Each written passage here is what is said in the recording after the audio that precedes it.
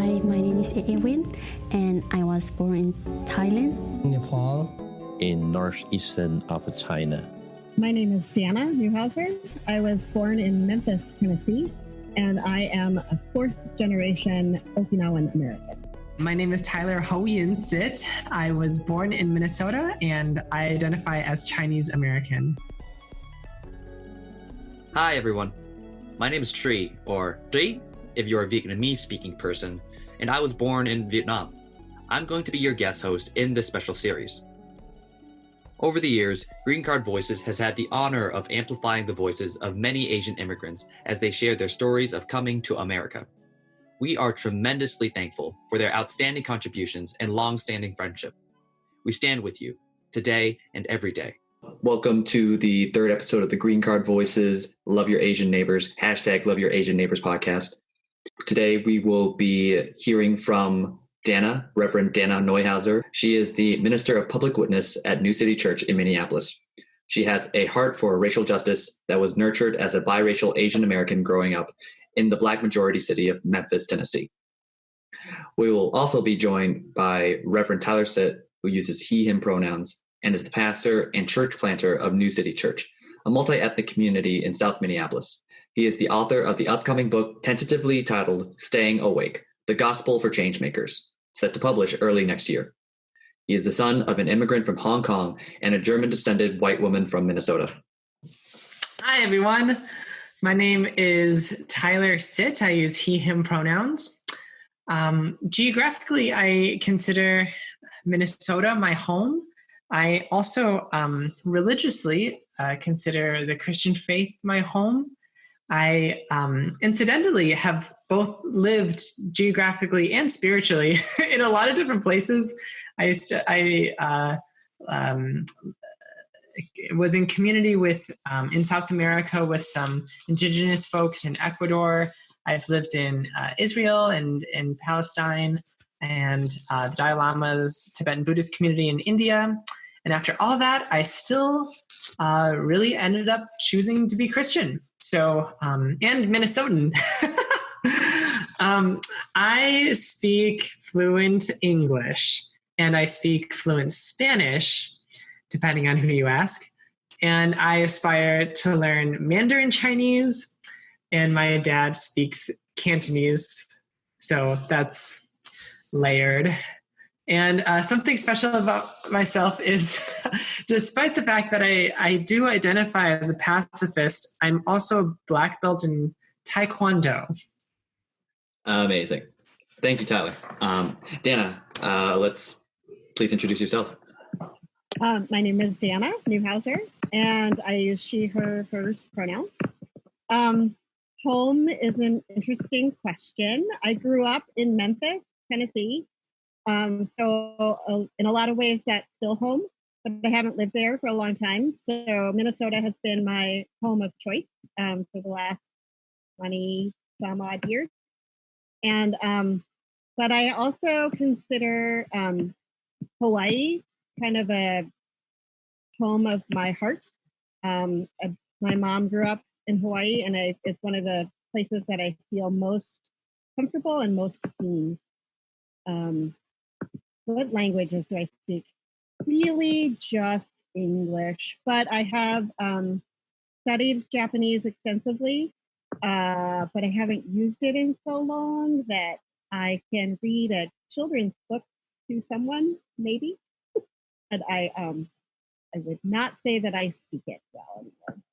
Something special about myself. I think your reference to this being a hard question was particularly tailored to me because even with some warning, I'm not sure I can come up with a great answer. I am a homebody, so this stay-at-home thing is actually working out pretty well for me. I don't know if that's special, but it's something. It is yours. And Dana, I can think of so many special things that you could Okay, I'm not going to speak for you. I'm going to respect your story. Isn't that great that we have friends who can tell us how amazing we are, but because we're here, we tell our own stories so we can say that we're a homebody, and our friends have got to be quiet. Thank you. And being a homebody is very special. So there it is. My name is Tree Minbo. I use he, she, they pronouns, and I consider my geographic home in Eagan, Minnesota. I speak English fluently. I speak Vietnamese enough to get around the household, except Viet people tell me I am fluent. But for some reason, I set my bar at what my grandma thinks, and maybe I shouldn't do that. I also speak some German and Portuguese. Emphasis on some. Share something special about myself. I am a voracious podcast listener. I can listen. I used to, on a trip back from Yellowstone, I listened to podcasts at 2x speed, like 2 times the speed, and just like devour them. I still do. I don't do that anymore, but like lots of podcasts. And that's why I'm here as a host. Hopefully it translates. All right. So moving into the juice, the real juice, we have questions that we ask all of our guests, 3 of which are from our Story Stitch game. The first 2 questions are related to COVID, and they're part of the extended series of our Story Stitch game. And the 2 other questions are related to you both being community leaders and being resourced and networked in ways that our listeners could absolutely take away useful and valuable information. The first question is, describe the many ways your life has changed in recent weeks. And Dana, if you'd like to go first. Sure. It's been kind of a doozy of a few weeks in my household. So when the pandemic was first really starting to spread in New York City, the college where my daughter attends chose first to go to a modified schedule with distance learning, but letting students stay on campus. And then they made the decision that students should go home, basically. So we had to very quickly get her home from New York and, readjust everybody's life in the house to make room for her to be home and in school for longer than we expected. Unfortunately, when she came home from New York, she brought the virus with her. She was asymptomatic when she got home, but soon my husband had symptoms, and then as he was starting to feel better, I started feeling worse. So we've actually, I'll say it was a presumptive COVID-19 because we didn't qualify for testing because our symptoms weren't bad enough. But all the symptoms, kind of the checklist was pretty much a side-by-side match. And now that we've had some contact tracing, we know that my daughter's teammates had been tested and confirmed. So that was, it helped us stay home for sure. Like we weren't really chafing at the staying home order because we were already at home. But then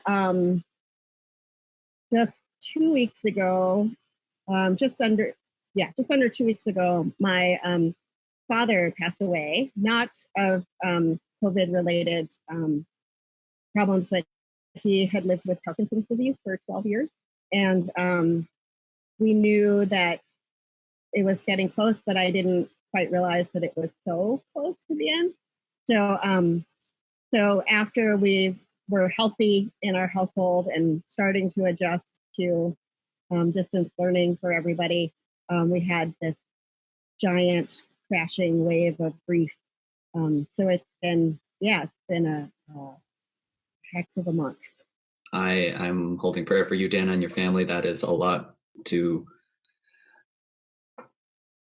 just drop in one's life, especially not just in one's personal life, but one's communal life, familial life. Thank you for being willing to share that.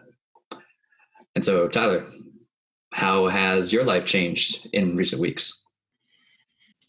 Just to paint a picture of what my life was like before this, I'm a church planter, which means that I start churches from the ground up. And with the way that New City Church worked, we're still very new. We just celebrated our 2-year birthday party last November, so 2.5 years old.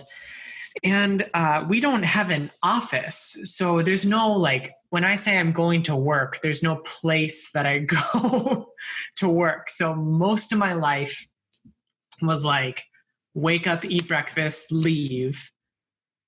I might be at coffee shops. I might be at Midtown Global Market. I might stop into the building where New City worships, Walker, or at various community events.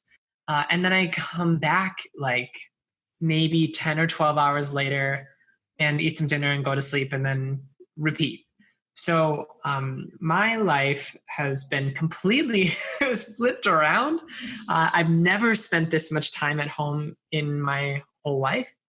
I am grateful to be able to stay home, and I'm grateful that I'm able to continue to spend time with, I live with my boyfriend, and that's been really rich and good.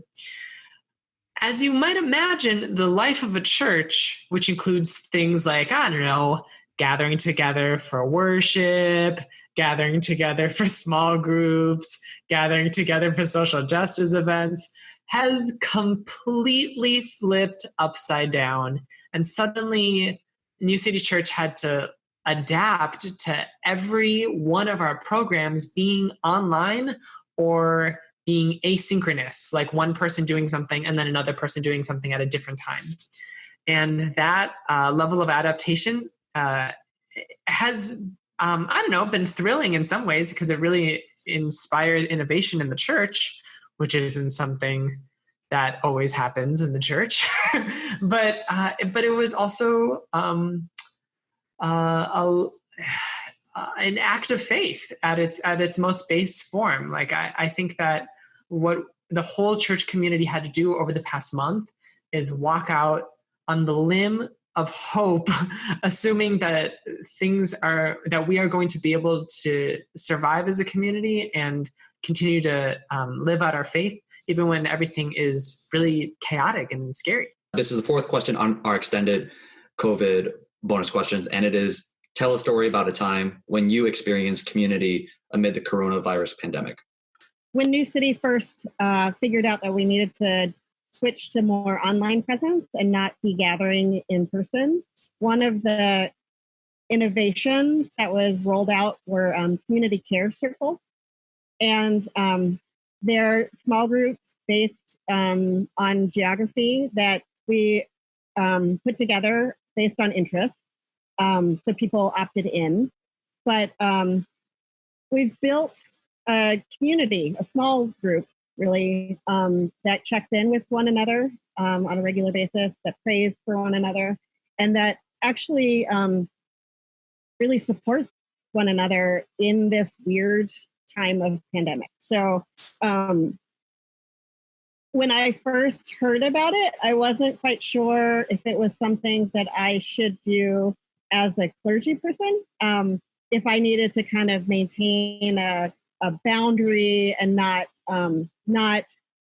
enter into a relationship of that type of mutual support, because I didn't know if I needed to, be more of a pastoral leader and less on the receiving end of care. But I went ahead and signed up, and wow, I'm glad that I did, because just the emotional support of checking in with one another via group text, and then the practical support of people offered to do errands for me, to pick up groceries when none of us could leave the house because we could be carriers of the virus.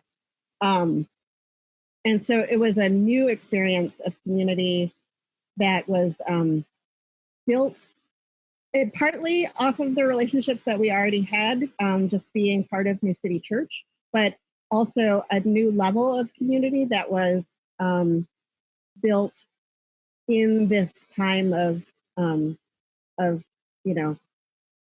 pressure based on the pandemic. So I really have been so grateful. And then that care has carried forward, with the death of my dad and the prayers and the messages and the flowers and that kind of caring support has been a lifeline, really. So I was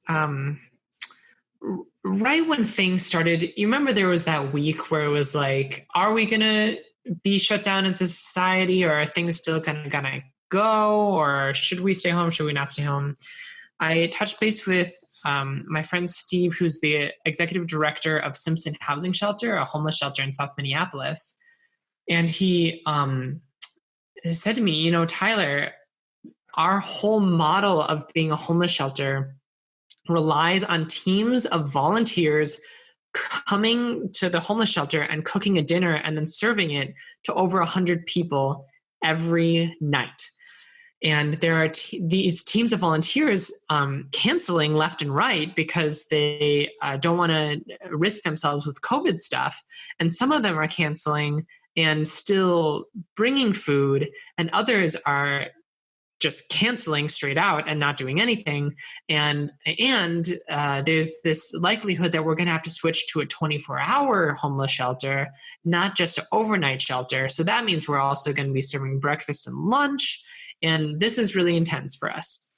So he told me that a month of meals, of these dinners at Simpson, cost $10,000. $10,000 for a month of meals. So I connected with Ebony Turner, who's a caterer who's been running her business out of the building where New City Church worships. And New City has been in relationship with her for years. I've known her for years. And I said, hey, Ebony, if we were to fundraise some money and gave it to you, would you be able to prepare meals for this homeless shelter?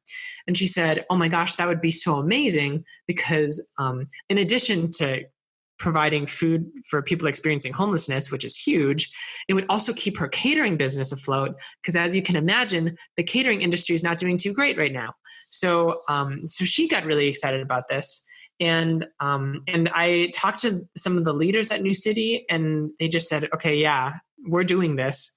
So on the first Sunday of the shelter in place thing, I announced that New City Church is going to be donating $10,000 to Simpson Housing Shelter via Ebony's catering business.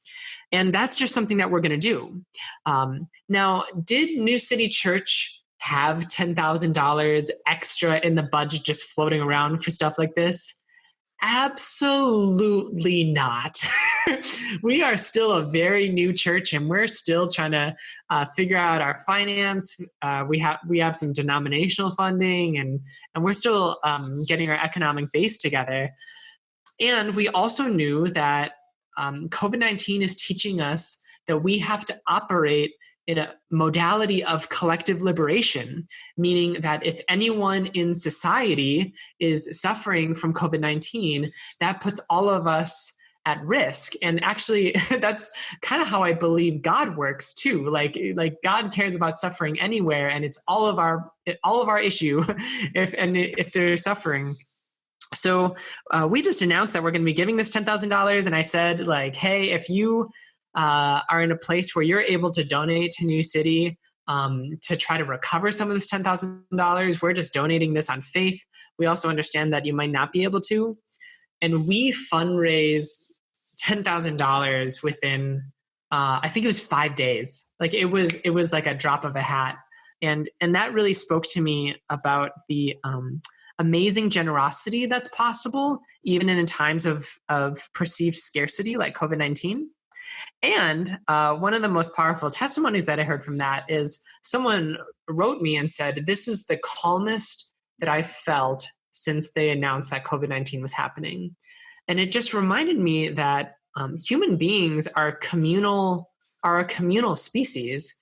And when we can feel connected to something and also feel looked out for by something that is larger than us, we do better than when we're kind of holed away on our own individual self. So that was really impressive to me. And I think that New City continues to try to find ways to be community with collective liberation at the forefront. Moving on to the next question, because you're both community leaders, we want to ask, what do you, your community at New City Church or otherwise, or organizations you're networked with, need to do to get through the pandemic? How can people, listeners, help you out? Great question. So actually, my first response was money, which sounds really crap. But honestly, I think it pairs with what Tyler was saying in his description of the response to the invitation to give for the month of meals, that everything we're seeing in the world invites us or forces us into a response of a mindset of scarcity, and a response of like, when people are hoarding toilet paper, like that's not just about toilet paper, right? There's a like bringing all the resources in for me, myself, and I. And the flip side of that is that people on the margins miss out, and it's amplifying what is already true, that people are living without means, without support, without the community of care. And so the invitation in this moment is to be radically countercultural and practice a mindset of abundance, in that, the reality of late stage capitalism is that we need money to, pay salaries and pay for our health insurance and buy groceries and all that. So we can't just dismiss the need for money, but we can be really mindful about where we put our money. And we talk about it in New City as a spiritual discipline, and I don't think that that's an overstatement by any means. Like how we choose to resource the community is a practice of our understanding of God's kingdom, of God's abundant love, and it's a living out that love in real concrete and material ways. And so the reality is, right now in this moment, people have been furloughed, people have been laid off, people are losing all kinds of resource, so that the people who have resource have an opportunity to practice radical resource sharing right now. And how we do that through New City, or how we do that partnering with New City, I think is a great opportunity in this moment, and something that's needed. We can't rely on, we pass the hexagonal box every Sunday for our offering, and we are not passing that box every Sunday anymore. And so, but the expenses, the need, that resource is still really critical. And how we continue to support one another, and how we actually live out our faith in the world, sadly, in some ways, relies on money. But the mindset makes all the difference. And just to piggyback off of what Dana's saying, what I'm seeing in the community of New City Church is that we're a generosity multiplier in a couple logistic ways, as well as spiritual ways that Dana named. For example, for that month of meals campaign that we ran, a lot of people couldn't give a large sum of money up front, but they could become recurring givers at small amounts, which would eventually help New City recover a budget over the course of the year. So in other words, a lot of people gave $5 a month and $10 a month to New City. And that is what amounted to us being able to give $10,000 first to an entrepreneur of color with her food business, and then to 100 guests a night for a whole month at a homeless shelter.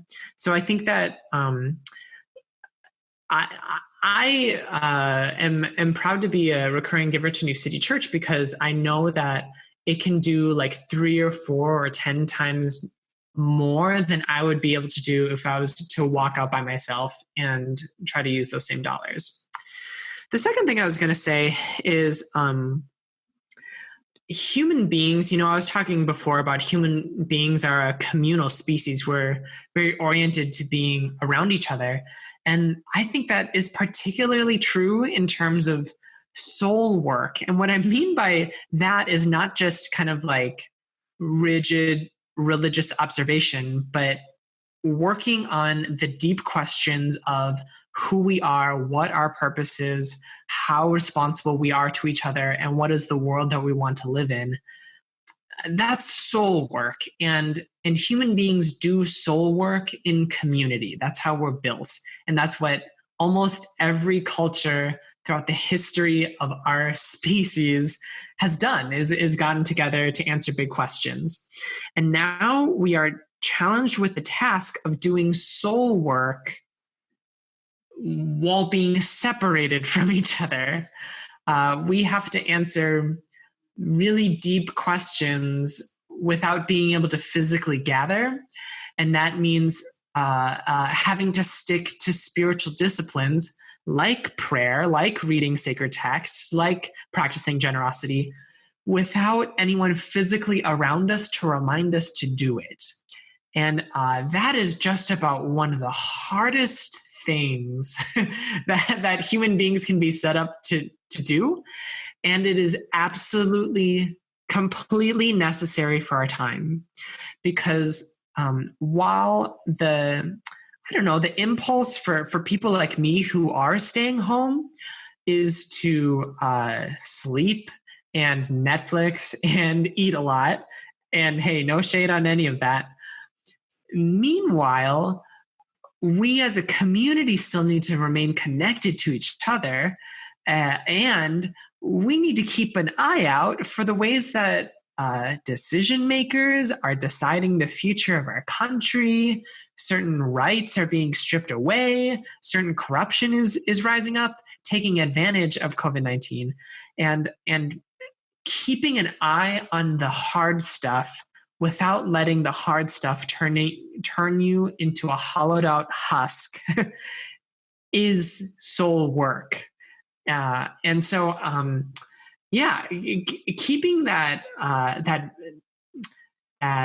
contemplative vigilance for our broader situation without being able to be in physical community to practice prayer is something that I think we're all going to have to really lean into hard.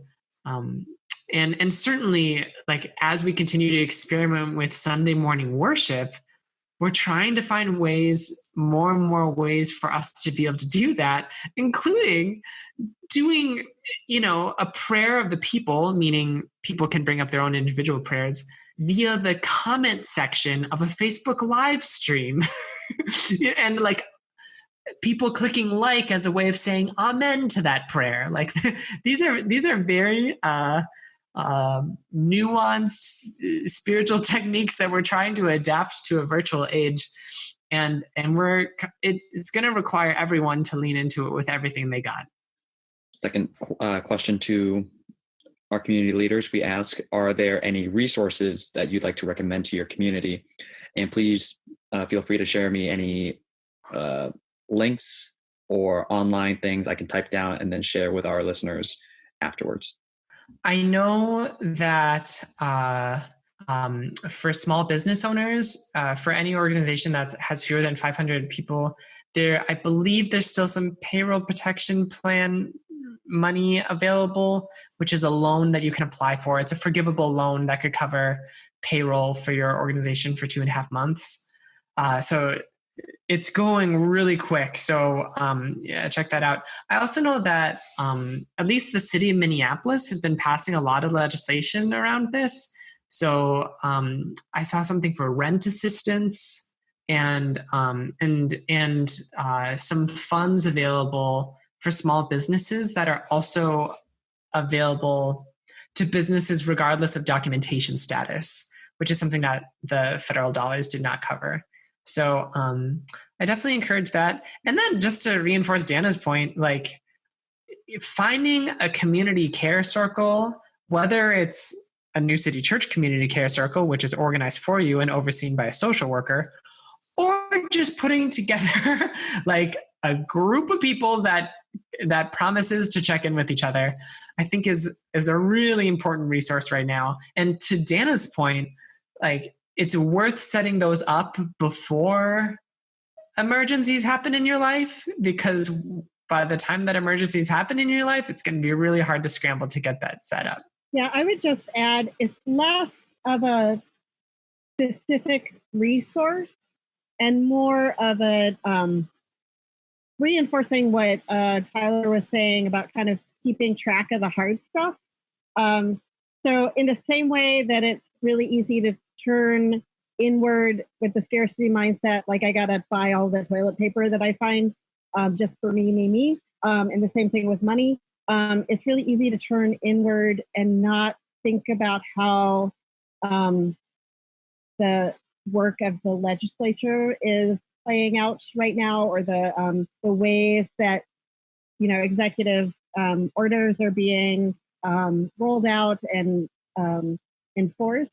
So it's like I said, it's not exactly a resource, but not forgetting that the state legislature is still doing stuff and kind of minding that, so that there will be more resources over time, because we're just at the beginning. So holding our elected officials at the local level, at the state level, at the federal level, as much as possible, accountable to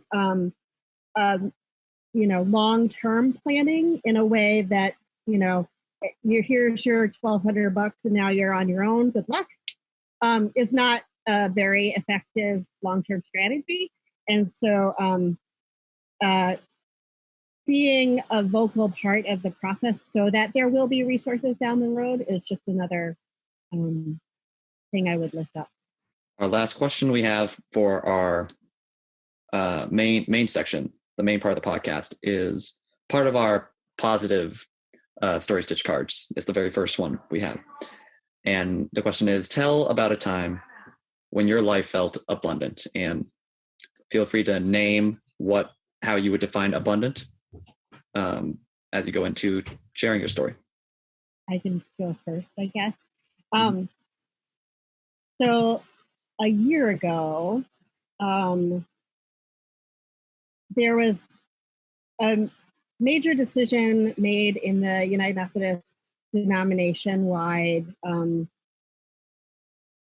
decision-making body to make more punitive, to enforce more punitive measures against queer clergy and straight ally clergy who participate in or officiate same-gender weddings. And it's a long-term fight. It's been going on for decades. It's layered and cruel and terrible. And but I am getting to the question. So in the midst of the chaos, the pain, the pushback, all of that process that so many of my friends and colleagues were going through, and just deep grief, there emerged an opportunity to create something together that really responded to not just how do we become more inclusive, but how do we dream a dream of community that isn't just welcoming of queer people, but celebrates the many gifts and graces that really is made for a diversity of people and centers the voices of marginalized communities. And so even though it came out of a pain point, there was a time of planning an event that really kind of gave me life in a new way, to be able to lend my my ideas, my inspiration, my gifts my spreadsheet skills, all for a bigger vision that really pointed the way to something that I believe deeply is more aligned with the vision that God has for all of us. That kind of abundant, loving, liberative vision. And so it was hard work. It was hours and hours and hours and hours of work. But strangely, it was a time because of community, because of partnership, like with Tyler and other clergy colleagues, with the imagination and the dreaming, that all felt really abundant. So that was just a moment that came to mind. I really love that answer, Dana. I really, because Dana and I, I'm an openly gay United Methodist pastor, and Dana and I really slugged our way through a lot of like really tough conversations and grief, but we also started community organizing. And, fast forward to this past February, and there was a proposal for the United Methodist Church to enact a $40 million reparation, basically to the people of color in the United States, specifically through ministries with people of color. And I think that, if I believe in a God, I believe in a God who can transform homophobia into $40 million of reparations. I feel very heartened by that. The other thing I would say is that New City has started putting out much more regular social media posts, and our communication team has majorly stepped up to be able to make that happen. And one of the things, we're doing two things. So one of them is this thing called Community Verses, where different members of the community are reading different parts of particularly hopeful or joyful Bible story, and then we splice together the videos and release it as kind of a meditative video. And then the other one is an excerpt, creating an audio excerpt from the sermon and then putting words to it so people can read it on Instagram and Facebook. And first of all, it's just been a tremendous amount of work for our communications team. And the number of people who have come out of the furthest woodwork and have engaged this content is amazing to see. I have people from like Washington who is a friend of a friend who saw this and is like, whoa, wait, a church can like not only affirm queer people, but also take on racism in a big way, do some cool environmental stuff, have a sense of humor, have music that doesn't suck. And like people, yeah. And I was like, why is it so rare for me to say yes? But yes, it's absolutely possible. And not only people who want to attend churches, but people who want to start churches and people who want to start watch parties and teenagers who are writing to see if we have a youth group or if they can start up one for us. And so like, just, it's been amazing to experience this groundswell of people who are, maybe they don't have like strong, rigid answers of how they religiously identify, but somehow there's this like spring of soul coming up and saying like, I need to connect to something that's larger than me. And it's been really amazing to see how New City can be of service to people for whom that is their spot of their journey. Thank you both so much for sharing your stories today with us. Bye, everyone. Bye. Love you. Check out the Patreon. It's worth it. Yeah, I think so too. Thanks, Tyler. Thanks, Dana. All right. See you on the flip side. Thank you. Hi, listeners. The week before recording with Tyler and Dana was incidentally Tyler's birthday. And so I asked him if he had any birthday wishes he wanted me to share on the podcast. And he says, My birthday wish is that my neighbors don't get mad at me for preaching and singing so loudly for New City Church. And this is because since lockdown, due to COVID-19, New City Church has moved its format online to the Facebook page. So there are live sessions, live sermons of New City Church. And I recommend checking them out. Tyler does a great job. The community is great. And that's Tyler's birthday wish. So check him out singing. Hi, it's Tree, back from the future. And I just wrapped up our second extended guest recording, or what we'd like to call our Patreon Stitch Picks. With the podcast guests you've heard from tonight, hear from Dana growing up unbundling her Okinawan heritage from what she assumed was a Japanese family lineage.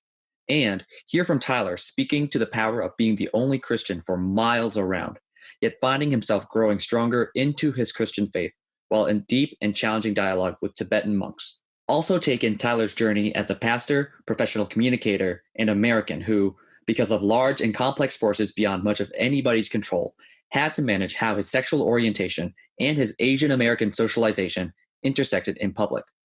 Today, Tyler draws from his marginalized identities to preach and model liberative postures for living into far-reaching realities. The following words are how Dana and Tyler described their experience making space in their hashtag Love Your Asian Neighbors episode. Connected. Part of a story. Head on over to Patreon and take a listen. And tell us in the comments if you feel the same way. The questions that guide this episode were drawn from Green Card Voice's Virtual Story Stitch activity. Virtual Story Stitch is a modified version of GCV's Story Stitch conversation card game. Story Stitch was co-created with 70 community members as a way to build deep connections between immigrants and their neighbors by telling stories, opening minds, and encouraging people to get to know one another. In March of 2020, responding to the COVID-19, also named the coronavirus pandemic, we co-created it again and came up with a virtual version of the game to stay connected, share our stories, and feel less isolated during the time of social distancing. In addition to the 33 questions in Green Card Voice's Story Stitch deck, we have added 7 bonus questions pertaining to the COVID-19 pandemic. For more information, visit patreon.com, spelled Patreon/Virtual Story Stitch. If you're ready to have access to your own Virtual Story Stitch kit, join by becoming a patron on our Patreon today and give what you can. Your support funds the free services and resources we offer to our community. Thank you.